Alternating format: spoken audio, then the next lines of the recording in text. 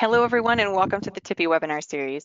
My name is Lydia Fine, and I'll be your moderator today.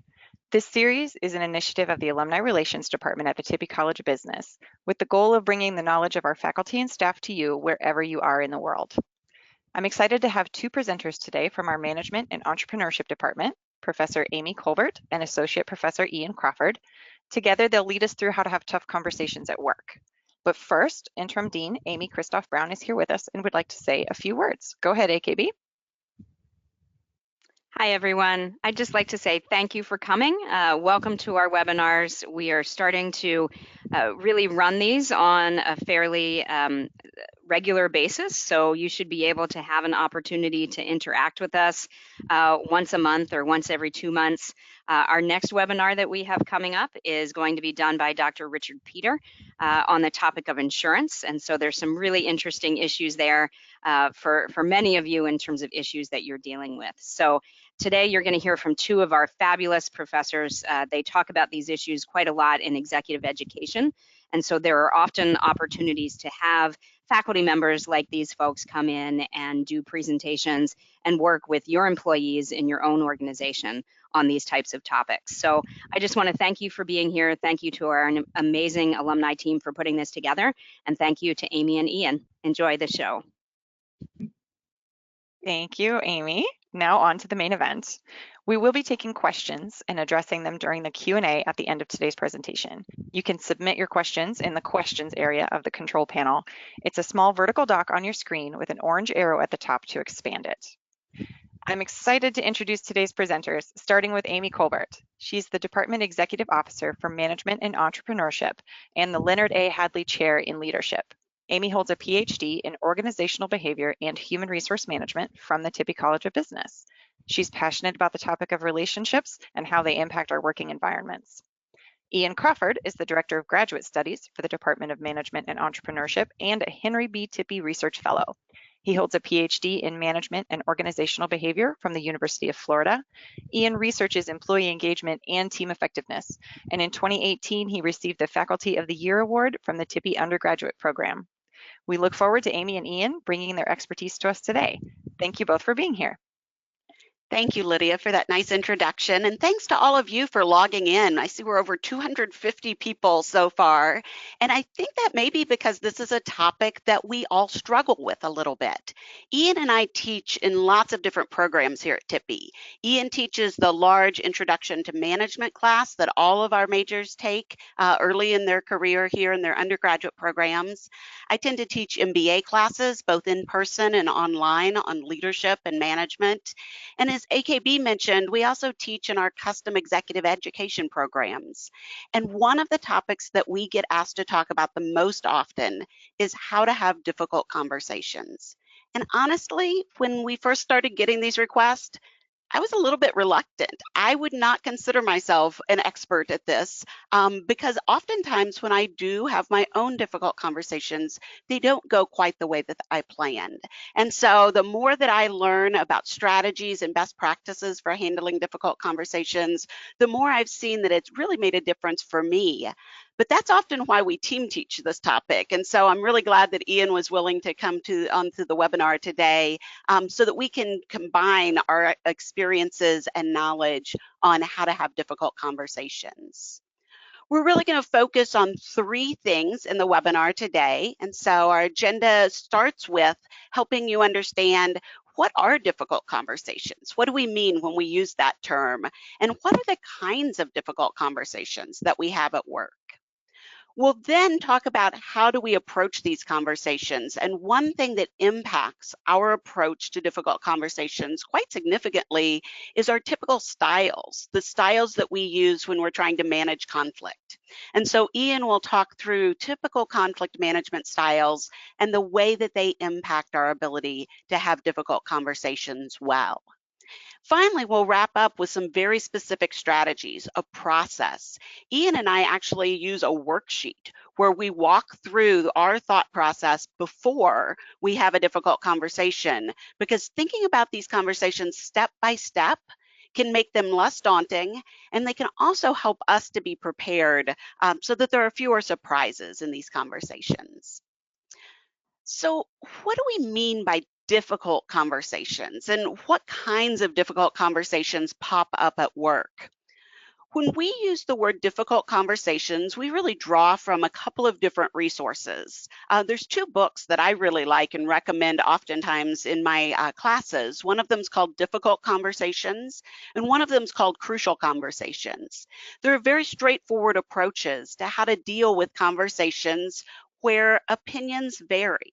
And let's be honest, that happens a lot in today's world. We don't all share the same perspectives or opinions. And so having a conversation with someone who doesn't share your viewpoint or who disagrees with you can become a difficult conversation, especially if the stakes are high. If this is something that's going to impact your ability to achieve your goals, do your work well, or even impact your own sense of well-being or identity, it's much more likely to become a difficult conversation. And when conversations are difficult, emotions often come to the forefront. And we're going to talk about that throughout the webinar today. And when emotions run strong, we often move into a fight or flight mode. It takes the blood flow away from our brain and makes it harder for us to really process and have a rational conversation. And so as we talk about strategies, we'll talk about the strategies that you should use when opinions vary, when the stakes are high, and when emotions are running strong. I think that's a fairly clear definition, but as Eean and I have worked with corporations doing executive education sessions on this topic, they've given us a lot of good specific examples. And so Eean, do you want to share some of the examples that you've heard when you talk about this topic? Yeah, you bet. We'll take up to an hour and have people give us examples of conversations that they've had that are just a struggle. And I'd say they probably fall mostly in these 5 broad themes. Most common among them is the difficult conversation of having to provide negative performance feedback to individuals. And this may be because you have to navigate different standards of excellence. So you completely disagree on what acceptable performance is to begin with. It could be when you need to encourage someone to take ownership over mistakes and correct them, and maybe they don't see it that way. Also, a really common theme here is people are very defensive when they get performance feedback, and they don't see it at all like the way you do. When you're pointing out a problem, they may not see it in that regard. And often negative performance feedback itself might be about results, but it also can be about style, where they're achieving the results, but perhaps doing it in a counterproductive way. We see a lot of people mentioning conversations they have to have about determining what are our priorities and having disagreements about how we should allocate resources. It's not always clear that people agree on what they should be doing. And then a natural fallout of that is when people have disagreements about what their actual roles are and their responsibilities. There's a whole host of different personal conflicts that people will have, whether personality conflicts or someone says something that someone else takes offense at. And these create issues that are then difficult to address afterward. I've had lots of people talk about how do I deal with a non-supportive leader or leaders that are giving me conflicting requests and I can't possibly meet each of their demands. And so how do I manage my supervisor when what they're asking me to do is something I'm not able to do?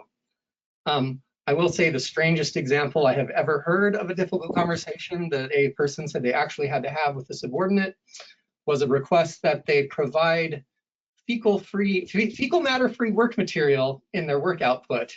And I said, are you serious? But yes, apparently this was a problem in a workplace, and I don't envy the supervisor that had to deal with that. We're curious to hear from our audience which types of these difficult conversations occur most frequently for you. I believe a poll has just popped up on your screen, and Amy's going to talk us through this poll as we see some results come through. If you see the poll coming up on your screen, just tap one of the following. Which would you say is the difficult conversation you experience most often in the workplace? Yes, and that poll should have popped up for you. The 5 types that Ian talked about are general types, but think a little bit about what's been happening with you recently in the workplace. What kinds of conversations have you had that would fall into one of these categories?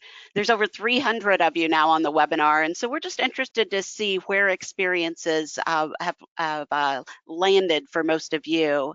And we'll talk about all of these as we go throughout. So we've got poll results that it looks like Lydia just shared, and these are small on my screen, but it looks like our top type of conflict, providing negative performance feedback, is a very common one, as well as our third type, that clarifying roles and responsibilities. But you'll see that all 5 of these types got some people who said, yep, that's the most common experience that I have of difficult conversations. So lots of different types of conversations. For me, this always makes it a little bit difficult to think about how do we help people deal with these, because each conversation is a little bit different. But as we'll talk about today, there are similarities between these types of conversations as well. And so thinking about those similarities will give you a chance to think about common strategies that you might use, whether you're giving someone hard performance feedback or having a conversation about politics that's popped up in the workplace. We'll cover lots of different strategies that will work across types of conversations. And so at this point, we want to talk a little bit about this first way of thinking about how you deal with difficult conversations. And that's learning a little bit more about your natural tendencies, your conflict management styles. And so Ian's going to walk us through a way to think about our own natural tendencies that will help us as we approach these difficult conversations. All right, so going on to the next slide, what we've put up here is a simple 2x2 framework that Afzalur Rahim and Thomas Bonoma put out quite a long time ago. I wouldn't call this framework old, I would actually call it enduring, because it helps us very simply understand, in general, about 5 tendencies that people have when it comes to how they typically approach managing conflicts. And at the essence of every difficult conversation is conflict, because you have opinions that vary and the stakes are high and your emotions run strong. It helps to understand when you approach these conflict management situations that you have a degree of concern for yourself and your own objectives being met, and you have a degree of concern for the other person's needs and their concerns and objectives being met. And so if we lay out this 2x2, with concern for self on the vertical axis and concern for others on the horizontal, what we see are 5 conflict management styles, and compromising represents a middle ground here. Each of these has their uses, and there are also times they should not be used. And you should also know that despite your intention, whenever you use a certain style, there may be times when someone perceives you very differently than how you think you're acting. On a good day, someone may really appreciate how you are managing conflict, and on a bad day, they may be very critical of it. So it's important to understand these potential situations and reactions. So let's examine each style in a little bit more detail.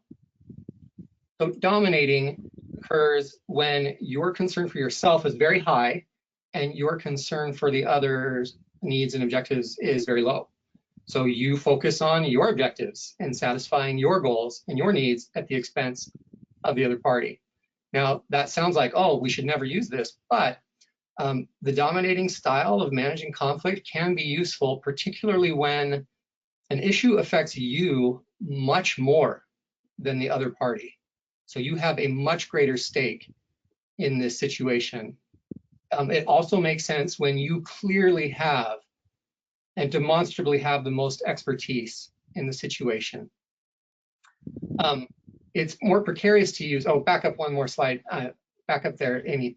It's more precarious to use if you're dealing with a really complex issue, which you may not fully understand, then you may not want to be the one dominating the conversation.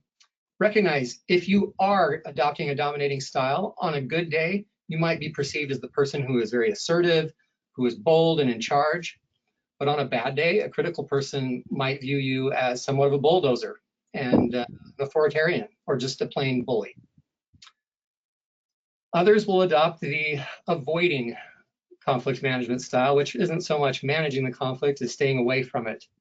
In this situation, you've kind of given up on your concerns for yourself as well as your concerns for the other person, and you just simply don't address the conflict. It can be useful to adopt the avoiding style, usually when the issue is minor or trivial for both parties. You probably shouldn't use the avoiding style when the issue matters to either party. My favorite example, my greatest use of using the avoiding conflict style was on my graduate school interview to the University of Florida. I was at dinner with two PhD students who got into a heated argument about whether NASCAR drivers are athletes. And about a half hour into this vehement argument, they turned to me and looked and said, "Eean, what do you think?" And I said, I don't have a dog in this fight. And to this day, I don't think the question has been resolved. Know on a good day that people will perceive your avoidance as being someone who's just simply above the fray. Whereas on a bad day, people might peg you as someone who is a coward who just simply can't handle confrontation. The next would be compromising, when people both give up some ground in order to get at least something. It's a useful tactic when both parties have non-overlapping solution sets, but you can at least settle for a quick temporary solution, and a better solution is just not necessary.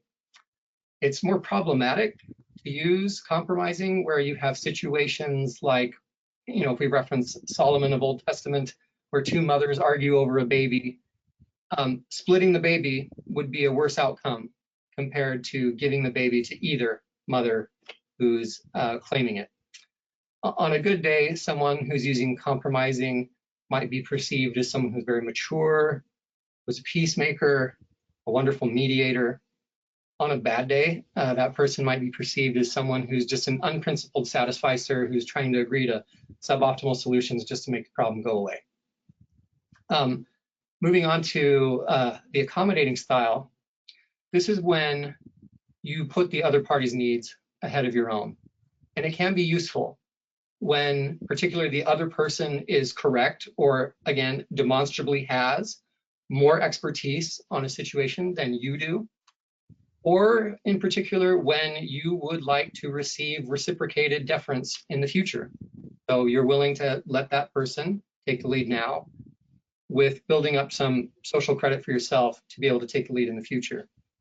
Also, this is problematic to use when you have a high personal investment in the issue. You will feel like you are sacrificing your own needs unnecessarily if you're trying to accommodate too much. Again, on a good day, someone might view an accommodator as someone who is secure, who's deferential, who's a team player. On a bad day, an accommodating person might be viewed as a pushover, someone who's weak or spineless. And then finally, the integrating management style is when you maintain both a high degree of concern for yourself and your needs and your objectives, and also a high degree of concern for the needs and objectives of the other party. And in the end, both parties come away feeling fully satisfied. This is perhaps the holy grail of conflict management. It is useful, particularly with complex problems in which no one person has sufficient expertise to address them, and you need input from everyone. It's useful when the outcome is very important to everyone and you don't know a solution and you need something creative. It's useful when you need commitment from everybody. But it is also hard to use, especially when you have high time pressure and need to make decisions quickly, or there are real imbalances in expertise and not everyone can weigh in with valid information. This style takes a lot more groundwork up front, but it can save a lot of hassle down the road. While it may be obvious that we would say integrating is the way to go, on a good day, that person who's the integrator would be viewed as that champion for all. But on a bad day, that same person might be perceived as one who is dragging out decision-making for so long that nothing ever gets done. So all of these styles have their uses, have their advantages and disadvantages. And it's important to understand them, and it's important to understand how you might be perceived, which is out of your control.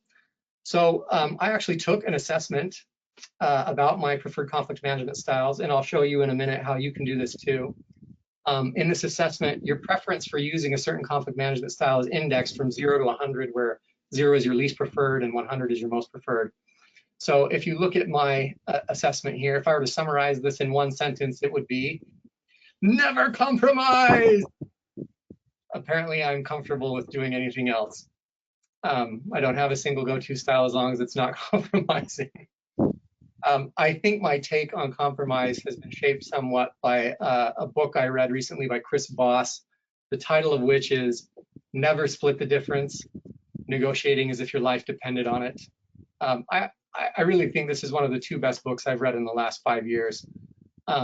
Just as background, he's the former chief negotiator for the federal government in international hostage, kidnapping, and terrorism cases. And he explained that in his line of work, you can't compromise. You can't say to the hostage taker, well, you send out 2 and you kill 2 and we'll call it square. He provides a less intense analogy about the problems of compromising when he says, consider the agony every morning when you decide, should I wear the black shoes to work or the brown shoes to work? Well, I'll compromise and I'll wear 1 black shoe and 1 brown shoe. That solution is worse than wearing either black or brown. Would have been better than wearing one of each. So I think that's influenced my perspective on compromise. Amy, I made you take this assessment also. How about we see yours, and how would you describe yourself? Yes, so I took the assessment as well, and I actually have worn 1 black shoe and 1 navy shoe to work at the same time. But I'm not very high on compromise either. My conflict management styles are very high on concern for self. And I would have to say this is maybe tempered a little bit as I have aged. When I was an undergraduate, early in my career, being the person who won, who got their way, was a point of pride for me. We did one of those exercises in one of my undergraduate classes where you decide what kinds of things are you going to take to the moon if you are going on a trip to the moon, or what do you need in the desert if you're stranded in the desert. And I convinced everybody that my ideas were right. So concern for self and winning the fight has always been something that has driven me. But as I've gotten a little older and a little wiser, I've realized that that's not always the best style. If there are areas in which I'm not the expert, which I'm honestly not the expert in going to the moon or being lost in a desert, then I think that it's probably better to hear from other people. So I've tempered that a little bit, and that tempering has really made me shift to almost a fully integrating style.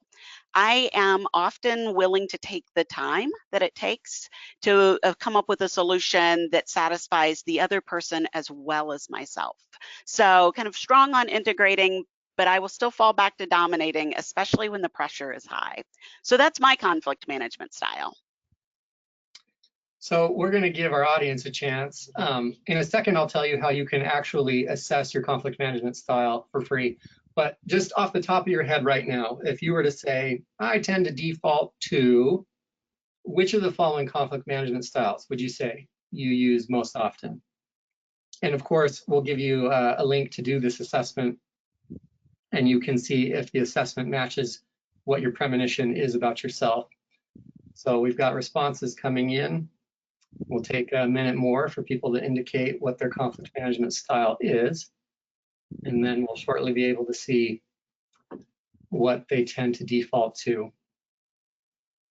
In past seminars I've done, yes, this is, I am not surprised by this because this is pretty consistent across all seminars I've done, where there is a range of conflict management styles. We see integrating gets the highest percentage, and then decent spread across the other 4. So that's good. I think integrating is a great place to begin with most conflicts. Not all need to be resolved that way, so these other styles are useful.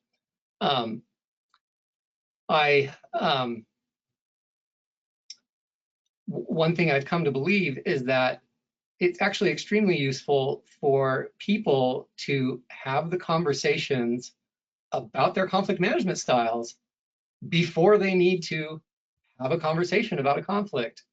And so if we come to the next slide here, what we put up is a link to the good folks at ITP Metrics. This is Tom O'Neill's University of Calgary Psychology Department Research Lab. They've taken research-based research-based surveys and created absolutely free tools where you can assess, among other things, your conflict management styles. So if you go to this website, you just click sign up for free, and then you can take the conflict management assessment. It takes 5 minutes. It'll give you a personalized report, which you can take the time to read and understand yourself later. This is a great team exercise in the workplace. You could have the members of your team do this, and you could have a great lunch conversation where you each show your conflict management picture and you each tell your story in 1 sentence or maybe 3, and you'll learn a lot about each other and how you approach these. I'll also just put in a plug for them. Again, it's completely free. They also have great assessments for doing team evaluations and just peers evaluating each other's work. And they also have a free personality assessment of the big 5 personality constructs there. So great resource, and I'd encourage you to make use of it after our seminar. And it can be the spark for many productive conversations about how do you approach conflict management in the first place. I do have to say, knowing that Eean is a never compromise person has made me approach some conversations with him differently. So Hey, I do think there's benefits in knowing this, right? I was surprised. I thought I was low on compromise, and then I saw Amy's, and I started laughing even louder. So yeah, Amy and I, we're gonna go to the mattresses until we have an integrative solution, and we're not gonna stop until we do. Yes, for better or worse sometimes, honestly. And that's why it's good to know your style, because as Eean said, sometimes it is effective to use the style that is most dominant for you. Sometimes that's the right thing to do, but other times it's not. And your conflict management style just simply, it's not determinative. You can have a strategy that you go into difficult conversations with that will allow you to handle them differently than using the style that may be predominant for you. So if I don't prepare for a difficult conversation, I tend to be dominant. I'm that bulldozer sometimes. And so what I know is that I have to prepare, I have to think through strategies so that if my style isn't the best thing to use, I have another approach. And that's what I want to talk about now, some strategies for difficult conversations.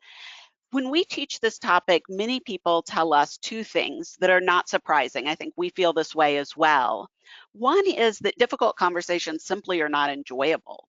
And so when you think about how people approach difficult conversations, oftentimes the avoid strategy is what people would prefer because nobody really likes to sit down and have these conversations.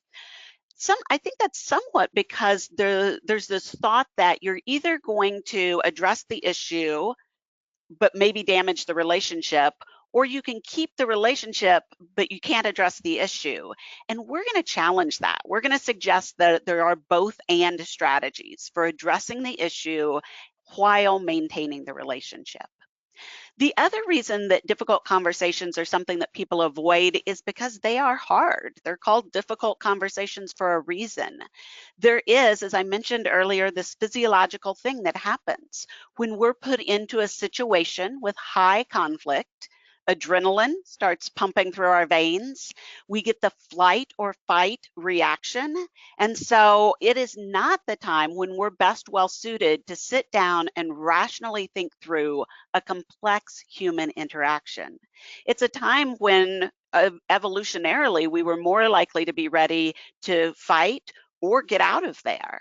And so having a difficult conversation requires you to overcome that physiological tendency so that you're able to have the conversation effectively. And I think if I were going to sum up the strategy for having a difficult conversation effectively, I would refer to the solution of having a dialogue. I've referenced a book at the bottom of this slide called Dialogue, The Art of Thinking Together that I like a lot because it takes something that is seemingly fairly straightforward. Dialogue is about free flow of meaning between 2 people, and it takes you through why this is difficult and what strategies you can use so that you're able to come to this desired outcome. If you think about these difficult conversations as conversations where our opinions are varied, then what we know in that situation is we each have something to learn from each other. We each only have a part of the picture. And so dialogue allows us to contribute to this shared pool of meaning, if you will, ways for people to be able to put their insights in together so that we share more common insights than we have that divide us. And what that does is it allows us to make better decisions because now we see more angles of the situation. And it also allows us to implement decisions more effectively. If we've had that dialogue and I've gotten the chance to put my perspective in and you've shared your perspective, we're both more likely to accept and implement the decision that's made. And so I'm going to talk through how you approach a difficult conversation with the goal of having a good dialogue. And to do this, I think it helps to have a specific example. So I'm going to use a fairly simple, straightforward example that's occurred for me many times in my work life. So if you pretend that you are a supervisor, you have a team of individuals who report to you, and this group of individuals, your team that works together, is very reliant on others in the organization as well. This is typical, right? To get our work done, we need to work with the information technology services team so that we have the technical support we need. We need to make sure that we're working with other units in the college so that we are delivering an integrated product. It's likely the same at your workplace. And so in this hypothetical situation, assume that someone has come to you as the supervisor of the team and told you that one of your employees is just really difficult to work with. This is someone who often flies off the handle when they are working with the other units in the college, someone who doesn't come across as a team player, but seems to think that their needs should supersede all the other needs that there are, and someone who just has made others not be willing to approach dialogue the way that you would hope that they would, but to avoid that situation because it becomes so confrontational. As a supervisor, you have seen bits of this in your interactions with the employee. You've had a couple of interactions where there's been conflict that's arisen, where the employee has maybe not been willing to take on a new project or has challenged your authority about something. And so this is a situation that as a supervisor, you need to have a conversation with the employee about. And probably it's going to be a difficult conversation. So let me step you through the way that I would think about approaching this conversation.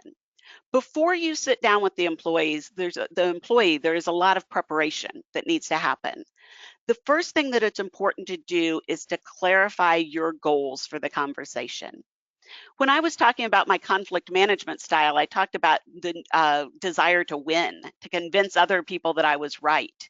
And oftentimes we approach difficult conversations with that desire. We want to win. We want our view to be taken as the truth. Sometimes we even want to punish the other person for putting us in this situation.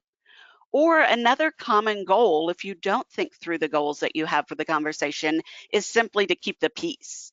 How can we have this conversation without making anyone mad?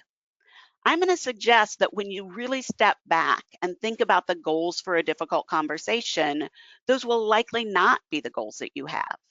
You probably have goals for yourself that will help achieve your aims at work.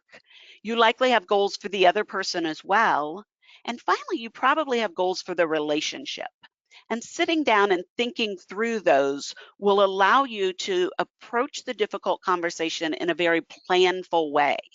This takes us out of that fight or flight mentality, and we start to get back into our rational brain. We're analyzing the problem. In the example I gave you, the supervisor with the somewhat difficult employee, that supervisor likely has a goal for all the members of their team to interact well with other units in the organization.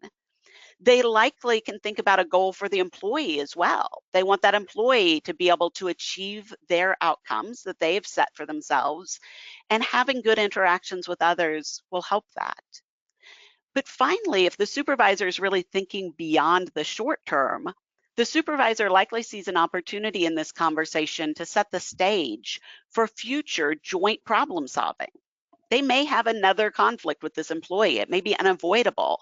But if they can build the relationship that they need so that the supervisor and the employee can jointly solve these issues when they come up, that's a great long-term outcome as well. And so thinking about the goals that you have for the conversation will then give you some information about how you should behave if those are your goals. If your goal is to win, then probably what you're going to do is talk over top of the other person, get your points out there every chance you can. But if your goal is to create some type of long-lasting problem-solving based relationship, you're going to approach the conversation differently. So start by clarifying your goals for the conversation. And Amy, let me just interject really fast. Please. That's not at the start of the conversation you're going to have, but this is thought you do well in advance. And even 10 or 15 minutes of pre-work thinking through these goals will pay off in big dividends when you have that actual conversation. Yes, that's an excellent point, Eean. I do think sitting down, having a little bit of quiet time, and I sometimes do this even the day before the conversation, so that I have time for things to kind of percolate in my head, review my planning the next day right before the conversation. Doing that will create a platform for you to have a successful conversation. This is one that the second step, I think, is one that you also ought to think about well in advance of the conversation. And this step is analyzing the context. Do you have a context where it's safe enough for people to share? If what you're hoping for is dialogue, if what you're hoping for is people to share meaning, then the context has to be safe enough that people feel as though they can do that in good faith. This is actually not a stock photo. I use a lot of our own family pictures in my slides for teaching. One of those yellow helmets in the boat is actually mine. And this is a context that is not feeling very safe to me at this moment. We were in Oregon on a rafting trip. And when you feel unsafe, you oftentimes, again, your brain shuts down. You're likely to not enter into that conversation in good faith. And so what we know is that you may see a couple of signs that an employee is feeling unsafe in a conversation. This often shows up either as silence, as the employee shutting down and not saying anything, or as violence, as the employee lashing out, being angry, starting to shout at you. When you see those things in a conversation, it's important to take a pause and realize that those are signals that that employee is not feeling safe. I think, as I said, that it's important to think about safety much before any specific conversation. I think in every team, in every work unit, the supervisor should be thinking about whether their employees have a sense of psychological safety. And a colleague of ours, Amy Edmondson, wrote a great book on this recently called The Fearless Organization. What would organizations be like if people were comfortable expressing themselves and being themselves, bringing their best selves to work every day? It's necessary, if this is going to happen, for the supervisor to be somewhat planful about this, to think about strategies that will enable people to feel that sense of safety. If you are able to have a climate that's high in psychological safety, these difficult conversations will go much more smoothly. And it's also good for other workplace outcomes, problem solving and innovative thought, for instance.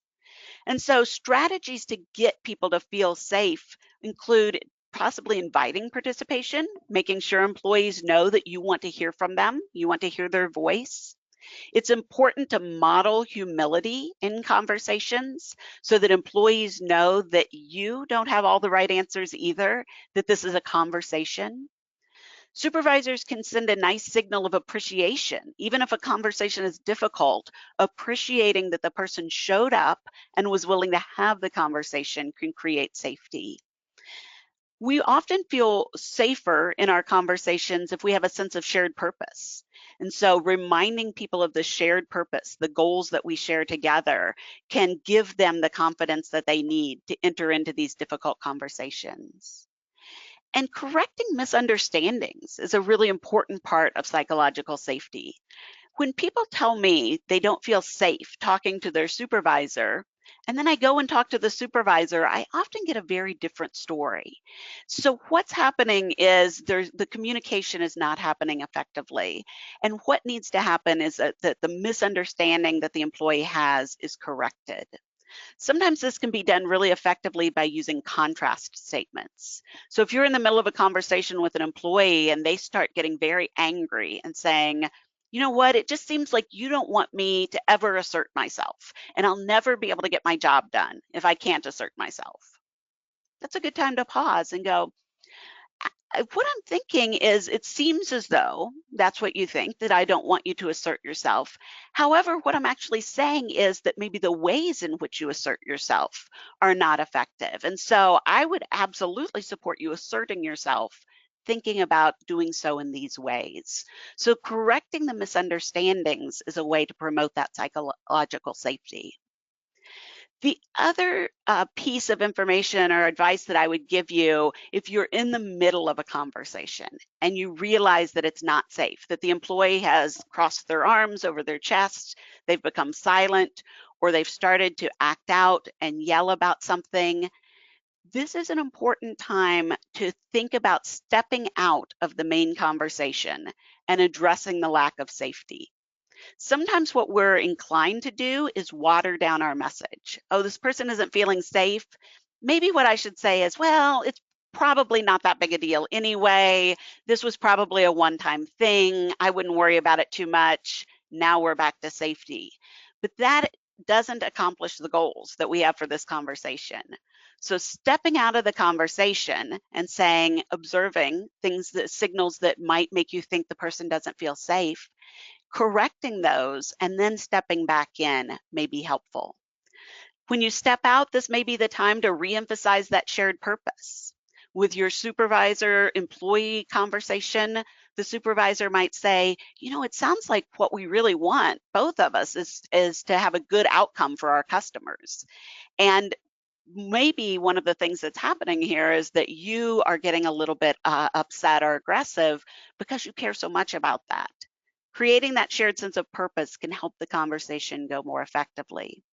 So can being a little bit vulnerable. You have to be careful with this strategy, but I have been in difficult conversations where I've taken a pause and said, I'm feeling really uncomfortable right now. This is so hard for me. I want to keep going. I think this is an important issue to solve, but I just need to take a breath because I'm feeling as though the conversation is not going the direction that I hoped it would. Being that vulnerable, being honest and humble about your own approach to difficult conversations can help the employee feel safe enough to engage. Maybe Ian, let is me there anything? interject Yes, I was going to one throw it thing. to you.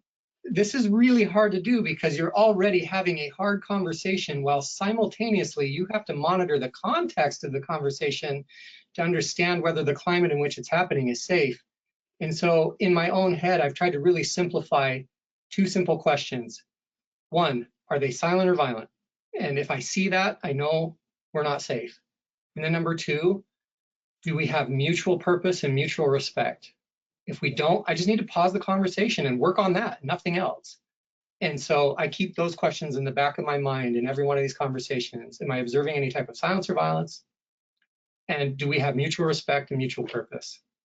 And if you don't have those, don't keep going in the conversation. Work on restoring that safety. Otherwise, your conversation is just going to get worse. Yeah.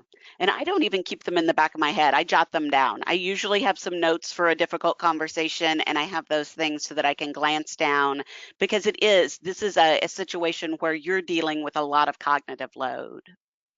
All right, the third step, and this is again a preparatory step as you're thinking through the difficult situation, think about where you're making some interpretations. How are you interpreting the situation? In the example that I gave you, first of all, the supervisor is getting some information secondhand, so they haven't directly observed these interactions. But it's also interesting that the person who is giving the supervisor this information is oftentimes not describing specific behaviors, but rather interpretations. It doesn't seem like this employee wants to be a team player, is an interpretation. Before you go into a difficult conversation, it's important for you to think through the interpretations or the stories that you are telling yourself about what you are able to see and hear. This is a common process. We do this subconsciously all the time. A set of events, an interaction happens, and we make some attributions in our head. We tell ourselves a story, and it is that story that influences how we feel in that situation, and it influences our actions. So before you go into the difficult conversation, we would advise you to sit down and retrace your path. Think about how you're feeling and acting in this situation, and then go backwards to see if you can identify a story that you're telling yourself, an interpretation of the situation that is not necessarily the only explanation for the pattern of what you saw or heard, for the facts. Ask yourself if these stories that you're telling yourself are really complete. Are these stories the best description or the only description for what you've seen and heard? Too often we tell stories that are somewhat self-serving. If I've observed another person interacting in an uncivil way in the workplace, I may say they're not a team player. They don't really care about the other people that they work with. When I have that behavior myself, I'm more likely to say, it was a bad day. I had a lot on my mind. I'm more likely to give myself a pass. So think about the stories that you are telling yourself as interpretation of these behaviors before you go into the conversation. Because ultimately, when you get to the conversation, and now we're here, what you want to do is focus on the facts, on the things that you can see and hear. These are the things where there'll be the least controversy. And so you want to start there.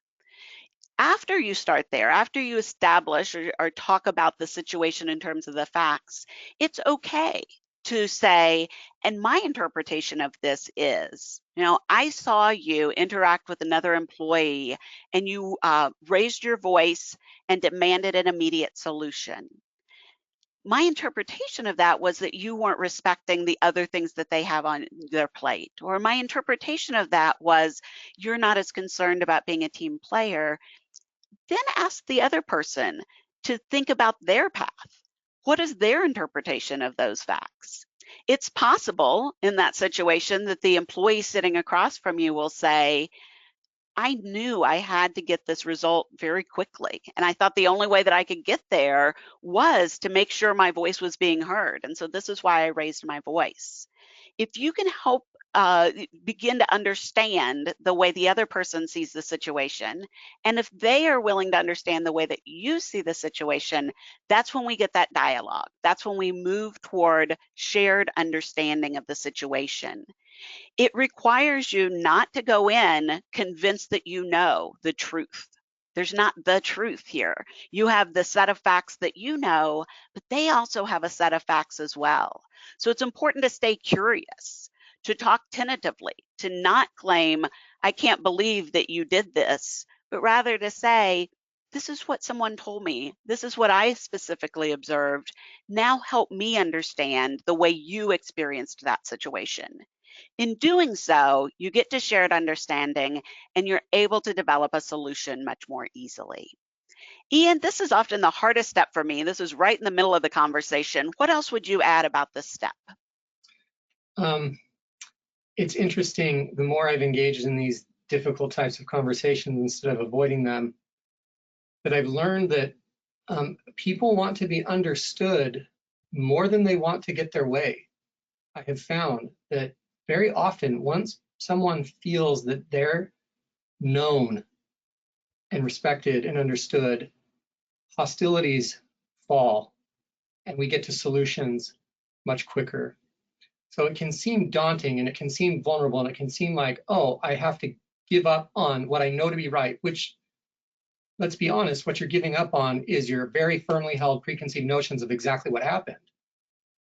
And opening up that curiosity and opening up the safety helps you truly understand the other person and get to solutions more quickly. Boy, that has been a really hard thing for me personally to learn, as I tended to grow up just like Amy. I think in my high school yearbook, there is a photo of me and the caption says, Eean Crawford argues the point in AP US history. He says, I don't care about the points, I just care about being right. So it's been a long journey for me to be able to set aside being right and come more to a place where we can understand each other. Yeah. Lydia mentioned earlier that a lot of my research is on workplace relationships, and that feeling understood is one of the things that people who have supportive workplace relationships report, and it leads to better outcomes at work, but it also leads to better outcomes in life. We all want to be known and valued, known for what we are and valued for that as well. And so I think that shared understanding, that opportunity to listen to someone is so important. So we're nearing the end of our time. So I hope you've been sending questions in to Lydia. We're going to give you a minute to do that now. And I'm also going to encourage you to do something that I do at the end of every workshop that I do, and that is commit to an action. What's one thing you've heard in this conversation that you think, you know what, that would be a good strategy to try? Or I really want to make sure I find out my conflict management style. I hope I'm not like Ian and Amy. Maybe I will compromise once in a while. That could be your action. There may be a conversation that you've been avoiding. I have a to-do list, a very extensive to-do list, and there's often those conversations. I need to talk to someone about this. If you've been avoiding one, commit to doing it in the next week. Write down something you'll try in your next difficult conversation. That's just for yourself. But in the chat or the questions window, I hope we've got questions coming in, and Lydia is going to help us moderate those. So Lydia, I'll turn it over to you. Thank you, Amy. Okay, so one of our first questions here. Now that we are working remotely more, are there strategies to use to better address conflict remotely or prevent avoiding issues since we're not in the office every day to experience them together? I think that's a great question. Avoiding is even easier now than it used to be. I used to at least run into someone in the hall and think, oh, we've got to deal with that. Now we can avoid. Let me tell you one strategy that I've used, and then I'll let Ian speak to this as well. I have been very intentional about when I need to have a difficult conversation, trying to have it in as rich a media as possible. So turning videos on, definitely not doing anything over email, but where we can talk to each other, but also see each other. I think that it's very easy to be short, abrupt, uncivil with people when we are not in the same room with them. But at least seeing the facial expressions allows you to read how your message is being sent, and it creates that human connection that leads us to a little bit more psychological safety. What else do you do virtually, Ian? Well, I'll confess my bad habits, and I probably have dozens of my colleagues on this webinar, so I'll just say that I apologize for ignoring your emails. I tend, That's me. You are ignoring my emails. Yes. I have noticed a bad tendency in myself that when I'm not ready to have the conversation, I ignore it and ignore the email. I just don't respond because I don't know what to say yet. I have found one strategy I am learning to adopt better, and I guess, publicly committing to this, is to at least reply and acknowledge that I've got your email. I'm not sure what to do yet. I need to think about this some more, and I'd like to schedule a time to talk about it. Can we get back together and schedule a future date? Instead of letting the email sit for a day, 2 days, 3 days without responding to it, acknowledging it up front so that they're aware that you are treating them as a person by responding to their inquiries instead of ignoring them. So don't ignore, at least acknowledge, and then ask for the time that you need to prepare, I think is a decent strategy in a virtual world. Okay, moving on to the next question, and I apologize, the garbage truck is outside right now. I have, this question comes from Anne Charlotte. She says, I've experienced senior leaders who use avoid as an approach frequently. How would you suggest to coach them or manage them to help them better manage conflict? That's a good one. And I think it depends a little bit on what your position is in the organization with regard to these senior leaders. The other topic we get a request for oftentimes is managing up. So if I assume you report to that senior leader, then you can't go in so much as a coach, but you can structure time for a conversation that's difficult. You can go in with a curious approach. You can model some of these behaviors, even if you're working with someone who may be trying to avoid the conversation. Approaching it well, approaching it in a curious, tentative way may make them more comfortable in approaching those conversations in the future. Eean, what else would you add to that? Yeah, I mean, it's a great point. We often talk about providing negative performance feedback to your subordinates or those you supervise, but often you have those who supervise you or you report to who need some performance feedback, and they're often not getting it. And so I would approach this as a difficult conversation and I would prepare for it just the same.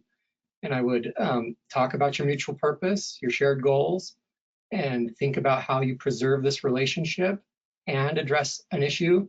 I think many supervisors, this may not be your situation, but for many supervisors, they have blind spots that no one is pointing out to them because they're afraid to, because of the supervisor-subordinate relationship. And so I think it's often not helpful to that supervisor's development as a leader for those spots to remain blind. And so view it as an opportunity to build a relationship and address a problem at the same time. I believe this webinar will be recorded as well, so you could passively aggressively send the link, I suppose, as something that might motivate action. It's interesting to me, though, this blind spot issue I think is so important because they might not describe themselves as avoiding. They'd probably describe the positive side of that. I don't get down in the weeds, I don't get in the mud around that. And so pointing out the outcomes of that, how something is not getting solved because of it, can be a good motivator as well. Lydia, other questions? Yeah, a couple of really quick ones. I did want to remind everybody that yes, this will be recorded and you will receive a link to the recording in the follow-up email that will go out soon after the webinar is over. So keep an eye out for that. It will also include a link to the slides as well as the worksheet that was mentioned as a way to prepare for a difficult conversation. Amy, the second book that you mentioned, something about Fearless Workplace. We had a question if you could clarify that book title. Yep, it's The Fearless Organization. It's by Amy Edmondson. She's a professor at Harvard. And Okay, it's a great. really she's done tons of research on this topic, but it's a really practical book. When I became department chair, one of the things that I thought a lot about was climate and how do you create a climate that values something like psychological safety. She's got story after story of organization-specific actions to do this. So I recommend it. It's a good one. So next question, if you're in a meeting and someone is difficult, how can you address the behavior immediately until you have time to talk properly? Because it sometimes seems if you don't say anything at the time, the group can move in a direction you don't agree with, or you can be seen as passive. I'll take a stab. I think it's important when someone is doing that, you recognize this is part of the context that perhaps it's become psychologically unsafe, right?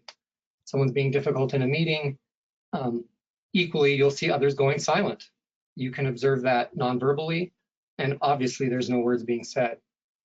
And so I think it helps to point out that this meeting may not have gone in a productive direction. I think we should pause and let's remind everyone of what our shared purposes are, what our shared goals are, that we emphasize mutual respect and so forth.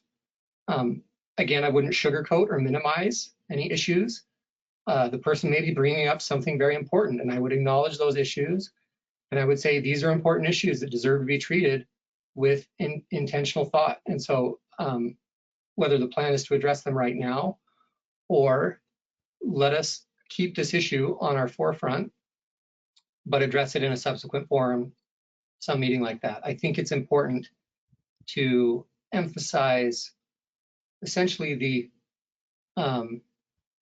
shared context of safety that you want to emphasize in these meetings and point it out when it's not there and work to restore it before you return to the specific topic that's being addressed. And I would just add, even though in a difficult conversation, we recommend that you talk about your interpretations, in the moment, I wouldn't. I would try to stay as far away from interpretations as possible and focus on the actual behaviors, what's being said and done. But it is important to speak up, especially if you're in a meeting where there's some power differences. And perhaps the person who's feeling unsafe is not a dominant member of the group. Speaking up if you are is an important way for our diverse groups to really make sure that all voices are being heard. And so I think it's important not just to ignore those situations. Okay, so I think actually we are out of time. Any parting thoughts, Amy and Ian? So it's been a pleasure. I always wish we could be in the room together, and we don't get that chance right now, but it's great to know that you're out there asking these questions. Ian and I really do love to talk about this. It's something that we both are interested in as a research topic, but we also try to practice. So we've given you email, Twitter, LinkedIn, however you'd like to get a hold of us. We'd always be happy to have a follow-up conversation. And thank you for everyone for taking the time to join. We really do appreciate it. All right, thanks everybody for joining us today. And again, thank you, Amy and Ian, for presenting. In just a moment, you'll see a quick post-event survey, and we'd be grateful if you could share your thoughts about today's webinar. We will be sending a recording of today's session by email. You can find this presentation and all of our past webinars on the Tippie College of Business YouTube channel. On behalf of the Alumni Relations Department at Tippie, thank you again and have a great rest of your day.